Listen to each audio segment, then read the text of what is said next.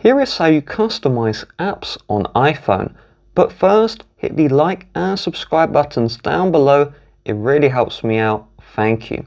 So first, we will long press on the empty space of our home screen and release when we enter jiggle mode. We should see the edit option, which you need iOS 18 or later to see. Then we're going to tap on customize. And once we do this, we can now customize the app icons. So first of all, we can switch between small and large icons. If the icons are large, it won't have the text for the app name. We can choose between light and dark mode icons. And we can also use automatic, which will use the system theme, which you access by swiping from the top right. Long press on the brightness toggle. And when you turn on or off the dark mode here, that will change the color of the app icons. We also have tinted, where we can use a custom color. The downside of this feature is that you will notice the icons do go black, so it won't maintain the original color of the app icons. For this video, I'll set this one on dark. You can also tap this brightness icon to change if the wallpaper is in light mode or dark mode.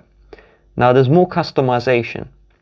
So let's long press on the empty space again to enter the jiggle mode. With iOS 18 and newer, we can put app icons and widgets anywhere on the home screen.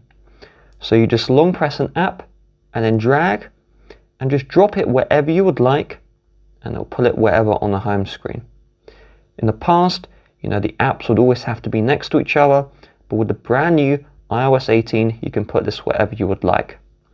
This includes widgets, so let's tap on edit and then add widget. And I'll just select a notes widget to add. And now I can drag and drop this wherever I would like on my home screen. Also, you see where these dots are? We can tap on these dots and it's going to show all of our home screen pages.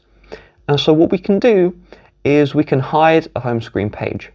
Maybe a page has apps you just don't want to look at.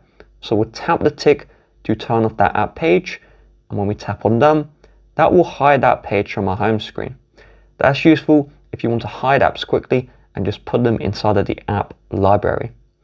Another thing too with the app customization is we can hide and lock the apps. So if we long press on an app and then release when we see this menu, we now see the new require Face ID or passcode option. And when we tap on this one, so I'll tap on that one, we can either lock the app with Face ID or we can hide the app and also require the Face ID. So if we just choose require Face ID, once I enter in my biometrics, there we go. You need to enter in your Face ID every time you want to open up the app. However, I'm going to unhide the app or unlock the app and then hide it. So we'll go in and hide the app and we'll select the hide app option. And so once this is done, it's hidden from your home screen and it's even hidden from the app library.